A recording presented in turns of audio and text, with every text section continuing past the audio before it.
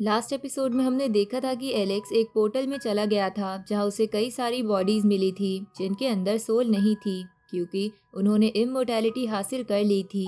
लेकिन एलेक्स अपनी सोल को गंवाना नहीं चाहता था, इसलिए एलेक्स उस पोर्टल से बाहर आ गया था जहां उस पे एक नेदरलैंड के और एक दूसरे हेवनली डाइटी कल्टीवेटर ने हमला करा था, पर एलेक्स ने उन्हें मार दिया था। लेकिन उसने देखा था कि उन दोनों कल्टीवेटर ने उसे मारने के लिए ताई येन वाटर का इस्तेमाल करा था, जिसकी वजह से वो सारा जंगल बर्बाद हो गया था।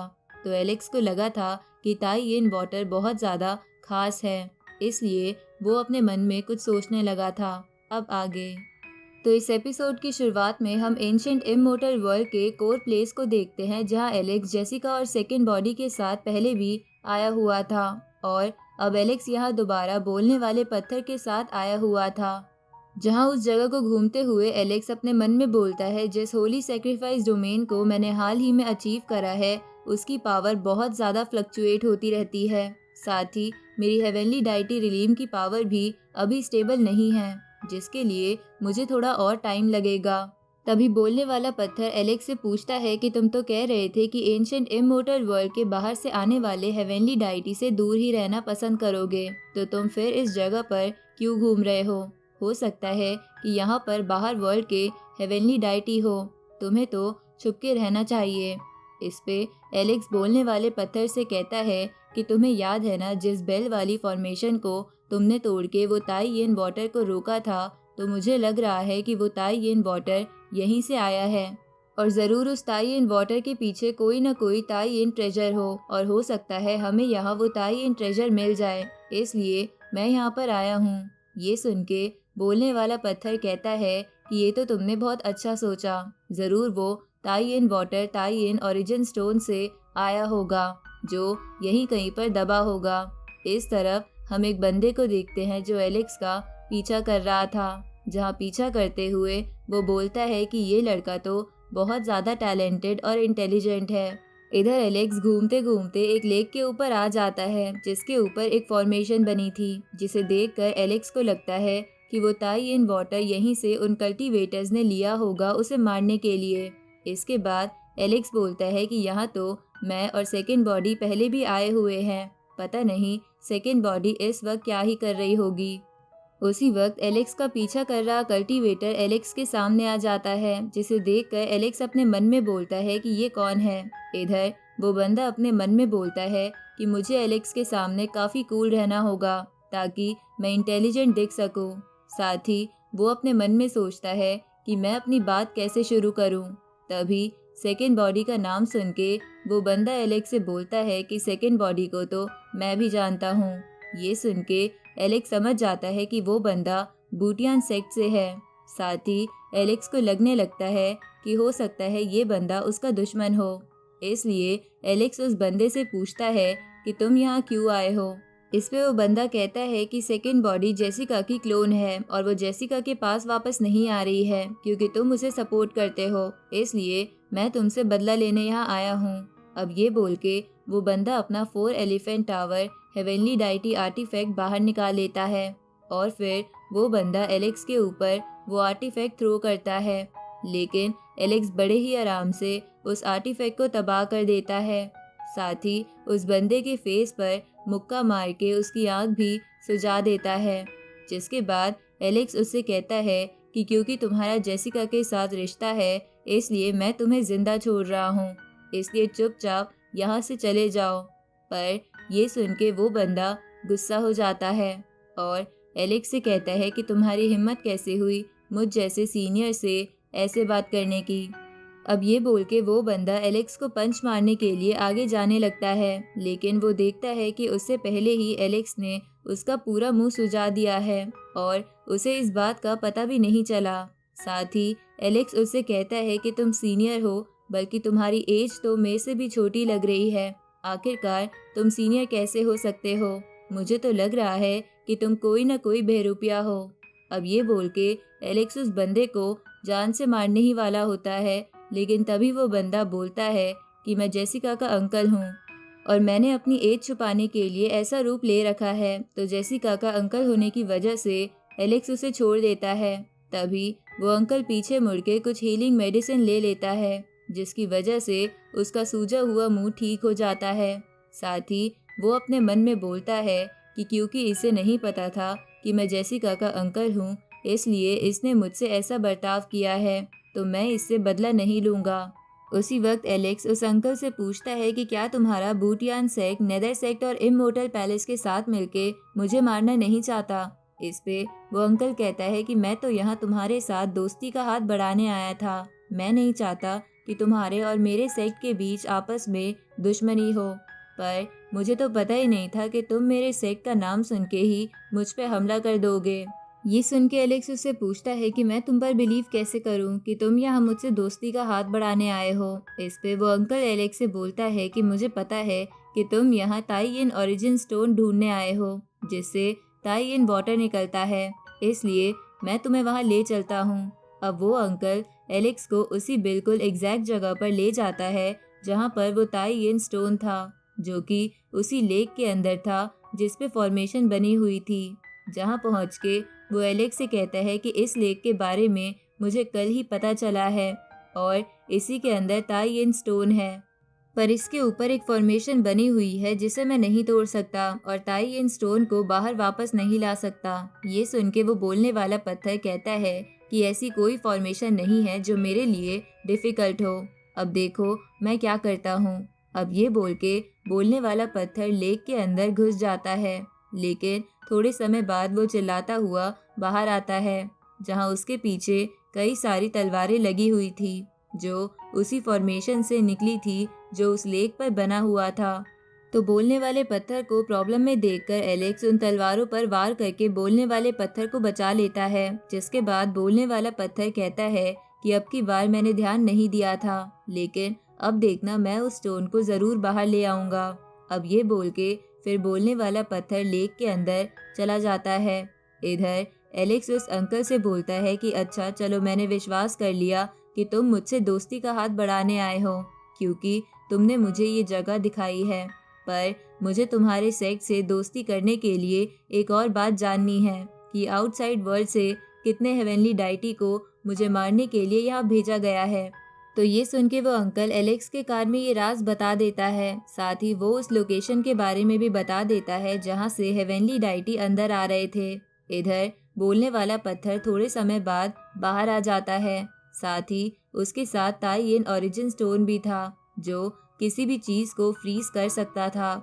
अब बोलने वाला पत्थर ताई-इन स्टोन बाहर लाने की वजह से अपनी तारीफ करने लगता है कि मैं तो बहुत ही बढ़िया स्टोन हूँ और सभी मुझे पसंद करते हैं, मुझे तो स्टोन्स का राजा होना चाहिए था। इधर वो अंकल एलेक्स से बोलता है कि अब आगे तुम क्या करने वाले हो। अब थोड़े समय बाद हम उस जगह को देखते हैं जहाँ से heavenly deity ancient immortal world में आ रहे थे, जिस जगह के बाहर कई सारे सेक्ट्स के सीनियर और बंदे खड़े थे जो एलेक्स की बॉडी का इंतजार कर रहे थे। तभी हम दो सीनियर्स को देखते हैं जो आपस में बात कर रहे थे कि हम इस गैप के अंदर नहीं जा सकते, क्योंकि ये सिर्फ हेवनली डाइटी के लिए है और हम हेवनली डाइटी से आगे के लेवल पर है। साथ ही हम ये भी नहीं पता लगा सकते कि एंशिएंट इमोर्टल वर्ल्ड के अंदर क्या चल रहा है। पता नहीं कि उन सभी हेवनली डाइटी ने हुआंग को पकड़ा होगा या नहीं। तभी दूसरे वाला बंदा बोलता है कि आपको चिंता करने की जरूरत नहीं है, चाहे हुआंग जितना भी ताकतवर हो, पर वो सिर्फ एक बच्चा ही है, वो इतने सारे हेवनली डाइटी से कभी नहीं बच पाएगा और हमें जल्द ही हुआंग के मरने की अच्छी खबर मिल जाएगी। इधर हम उसी जगह पर एक चेयर पर बैठे डेथ गॉड नाम से जानने वाले कल्टीवेटर को देखते हैं, जो आराम से उस जगह पर बैठकर एलेक्स की बॉडी का इंतजार कर रहा था। तभी उस पोर्टल में हलचल होने लगती है और सभी को लगता है कि कोई न कोई बाहर आने वाला है और उन्हें लगता है कि हेवनली डाइटी ने हुआंग को मार दिया है और वो हुआंग की बॉडी को बाहर लेकर आ रहे थे। उसी वक्त एलेक्स उस पोर्टल से उन्हीं दो हेवनली डाइटी की बॉडी को बाहर फेंकता है जिसे एलेक्स ने कल मारा था। तो उन दोनों की बॉडी को देखकर सब बोलने लगते हैं कि इसे किसने मारा होगा, जिसपे एक बंदा बोलता है कि और कौन हो सकता है, वो जरूर हुआंग ही होगा, क्योंकि हुआंग ही है जो इन सब से चिढ़ता है और इन सबको मारना चाहता है और उसी में इतनी हिम्मत है जो एक हेवनली डाइटी से पंगा ले सके। इधर उस पोर्टल के दूसरी तरफ खड़ा होके एलेक्स उन सब से कहता है कि इन दोनों की शक्ल बहुत ही गंदी थी, इसलिए मैंने इन्हें मार के बाहर फेंक दिया है। अगर तुम्हारे पास और कोई है तो उसे भी तुम अंदर भेज सकते हो। ये सुन के वो डेड गॉड नाम वाला कल्टीवेटर बहुत ज़्यादा गुस्सा हो जाता है और अपनी पावर उस पोर्टल के अंदर भेजता है ताकि वो एलेक्स को ख़त्म कर सके। लेकिन एलेक्स अपने इमोर्टल ऑरा से अपने आप को कवर कर लेता है, जिसकी वजह से उसे कुछ नहीं होता। जिसके बाद एलेक्स उस डेड गॉड नाम के कल्टीवेटर को चिढ़ाते हुए कहता है कि तुम अपनी पावर क्यों भेज रहे हो, क्यों ना तुम खुद ही आ जाओ, जिसके बाद मैं तुम्हारा भुट्टा बनाकर खा जाऊंगा। ये सुन के उस डेड गॉड वाले कल्टीवेटर को बहुत ज़्यादा गुस्सा आने लगता है और वो सभी से कहता है कि चलो मेरी मदद करो और इस पोर्टल को बड़ा करो ताकि मैं इसके अंदर जाके एलेक्स को मार सकूं। अब ये बोल के वो डेड गॉड उस पोर्टल को बड़ा करने की कोशिश करता है ताकि एक हेवनली डाइटी लेवल से बड़ा भी कल्टीवेटर इसके अंदर जा सके। साथ ही बाकी कल्टीवेटर भी उसकी मदद कर रहे थे उस पोर्टल को बड़ा करने की। इधर बोलने वाला पत्थर एलेक्स से कहता है कि तुम्हें उन्हें गुस्सा नहीं दिलाना चाहिए था। अगर सच में ये पोर्टल बड़ा हो गया और वो अंदर आ गए तो तुम्हारे लिए बहुत ज़्यादा मुसीबत बढ़ जाएगी। इस पे एलेक्स उससे कहता है कि तुम्हें चिंता करने की कोई ज़रूरत नहीं है, क्योंकि मुझे नहीं लगता कि ये पोर्टल उनसे बड़ा हो पाएगा और वो अंदर आ पाएंगे। तभी एलेक्स उन्हें फिर से चिढ़ाते हुए कहता है कि तुम सब मेरे सामने बच्चे हो और तुम्हें बच्चे ही बन के रहना चाहिए। तुम चाह कर भी मुझे अंदर आके नहीं मार सकते हो। अगर तुम में हिम्मत है तो तुम किसी को भी अंदर भेज सकते हो। इधर वो सभी कल्टीवेटर इतनी कोशिश करने के बावजूद भी उस पोर्टल को बड़ा नहीं कर पाते, जिसे देखकर वो बोलने वाला पत्थर एलेक्स से कहता है कि तुम्हारा लक बहुत अच्छा है और मुझे लगता है कि ये पोर्टल अब बड़ा नहीं हो सकता।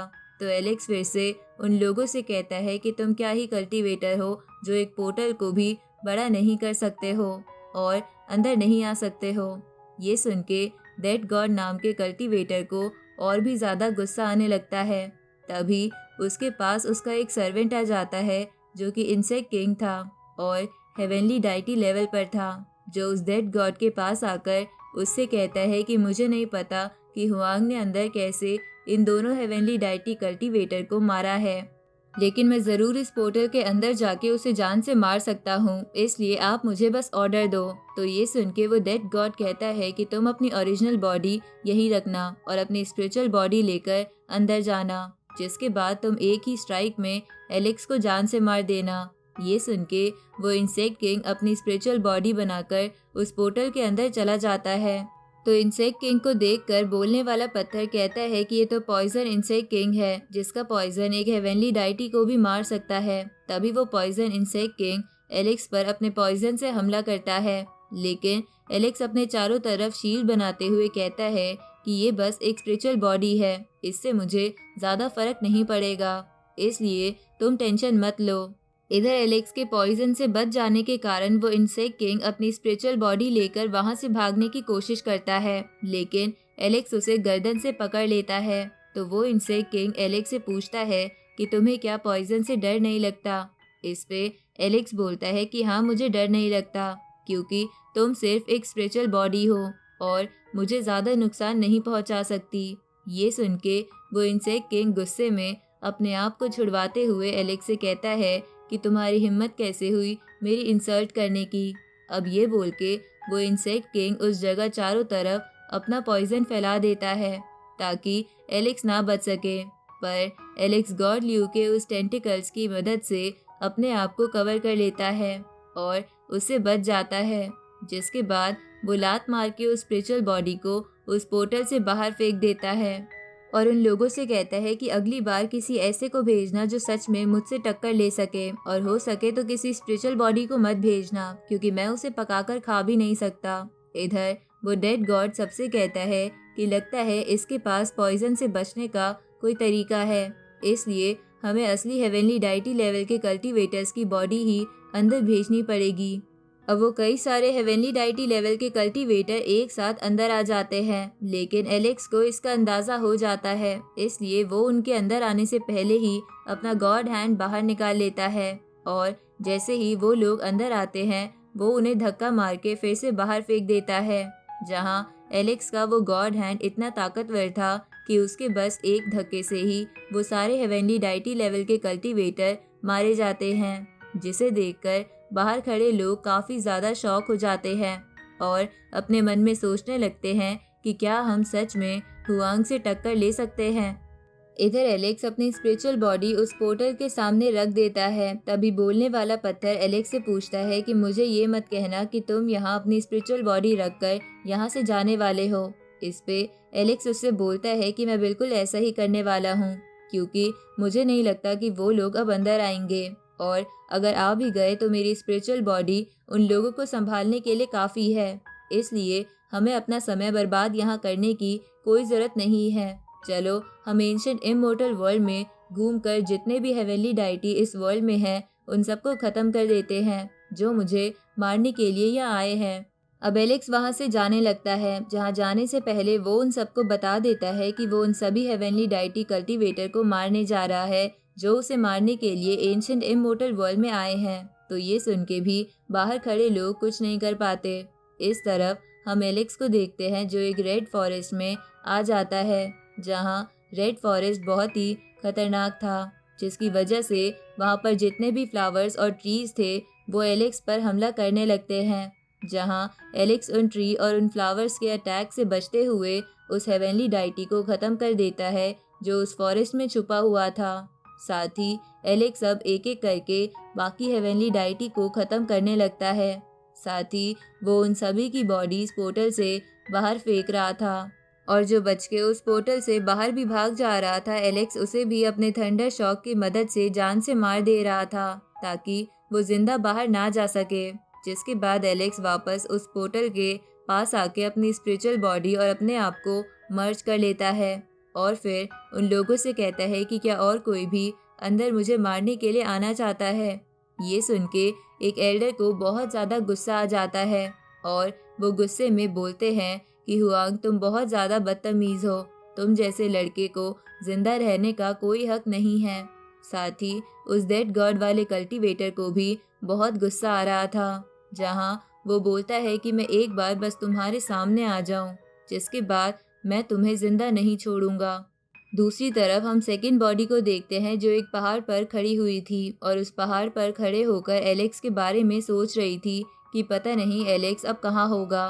साथ ही वो अपने मन में सोच रही थी कि भले ही हमारी मैरिज एक नकली मैरिज थी, लेकिन सच में मेरा और एलेक्स का कोई ना कोई कनेक्शन बन चुका है, जिसकी वजह से मैं उसे भूल नहीं पा रही हूँ। इधर हम उस अंकल को देखते हैं जो जेसिका के पास वापस आकर उससे कहता है कि मैं एलेक्स से मिला था, वो सच में बहुत ज़्यादा ताकतवर है, वो पूरे एंशिएंट इमॉर्टल वर्ल्ड को हिला सकता है और अब वो इतना ताकतवर हो चुका है कि उसे एक हेवनली डाइटी से ऊपर लेवल वाला कल्टीवेटर ही हरा सकता है। इसलिए हमें उससे दोस्ती कर लेनी चाहिए, खासकर तुम्हें। ये सुन के जेसिका बोलती है कि हम दोनों दुश्मन हैं, कोई दोस्त नहीं।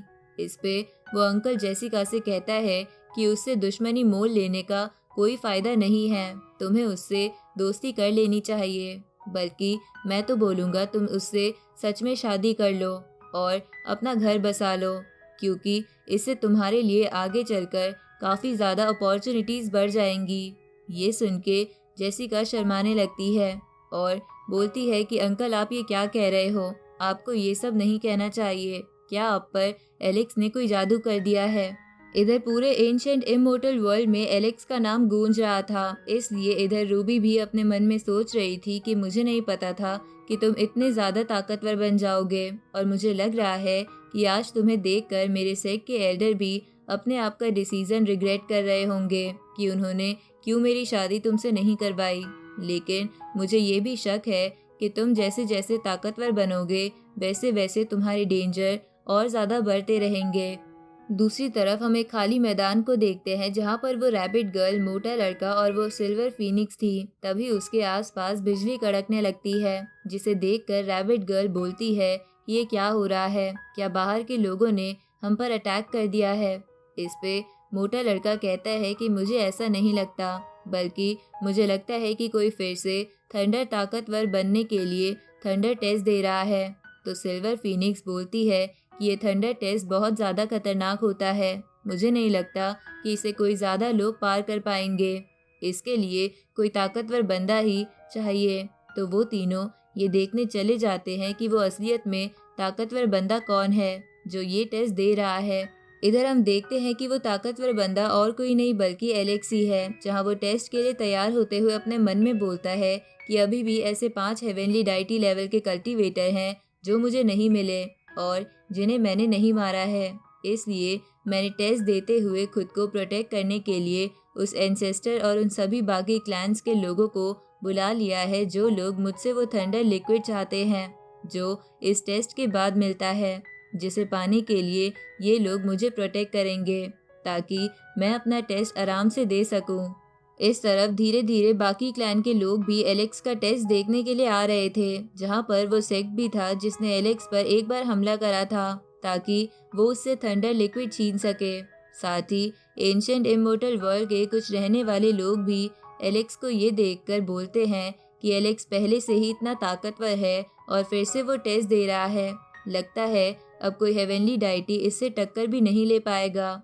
इधर रूबी भी एलेक्स का टेस्ट देखने के लिए आ जाती है। साथ ही जेसिका भी अपने अंकल के साथ आ गई थी और वो रैबिट गर्ल, मोटा लड़का और वो सिल्वर फीनिक्स भी वहाँ पहुँच गए थे। उसी वक्त वो टेस्ट शुरू हो जाता है, जिसे देखकर रैबिट गर्ल बोलती है कि ये देखो टेस्ट जल्द ही शुरू होने वाला है। उसी वक्त आसमान से 2 बड़े बड़े इंस्ट्रूमेंट बाहर निकलते हैं जो एलेक्स को अपने बीच में फंसा लेते हैं और अब ऐसा होते ही ये एपिसोड यहीं ख़त्म होता है।